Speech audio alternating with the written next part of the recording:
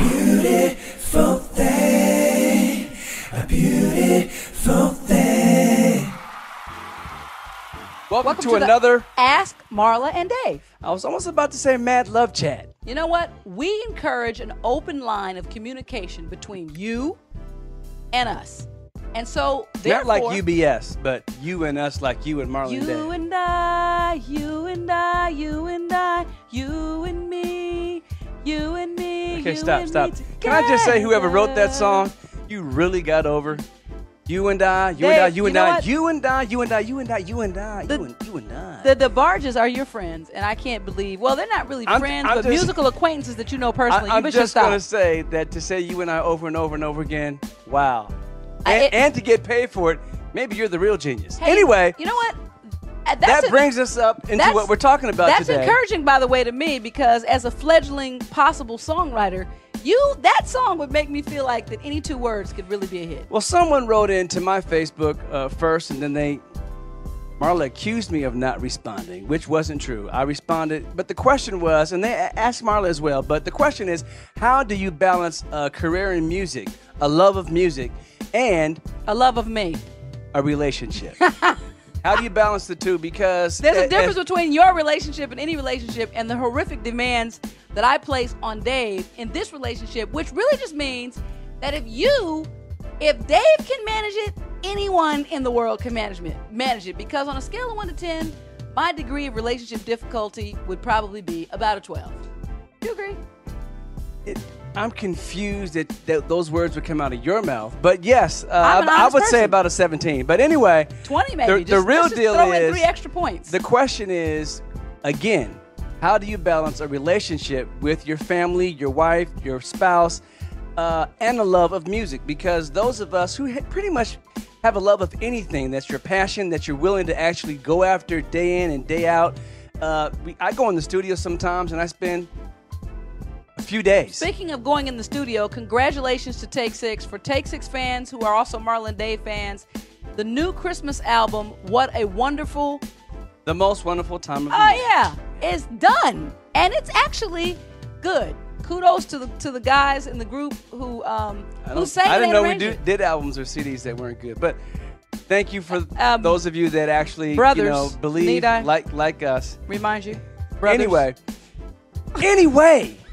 Lord have mercy. How do you balance a relationship and something that you love like music? Well, perfectly honest, for me, it's not that difficult. I have an understanding wife most of the time, and so she knows that, first of all, I have to do the music because that's how we eat.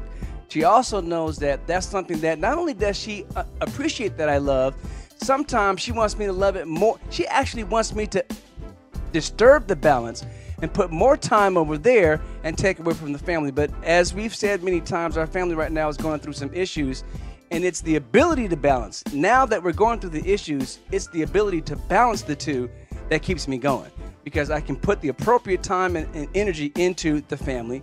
I can also put the appropriate time and energy into finishing, like she said, the most wonderful time of the year, our new Christmas Bottom CD. line is, you must assess the person and the capacity of the person that you're in a relationship with and what their true needs are, because they're not going to change. Nobody's going to turn around and accommodate your passion once you get married, when they weren't doing that when you were dating, or just to get involved in a relationship. So you need to understand who you're dealing with and talk about these things openly in the beginning. So and be real. Don't be the person who is dating and is all the time available to your date. If you're with the person that you're dating, dating, all of a sudden, if you're dating a whiny, intolerant person who has no shared love or compassion for your passion or for you, get out.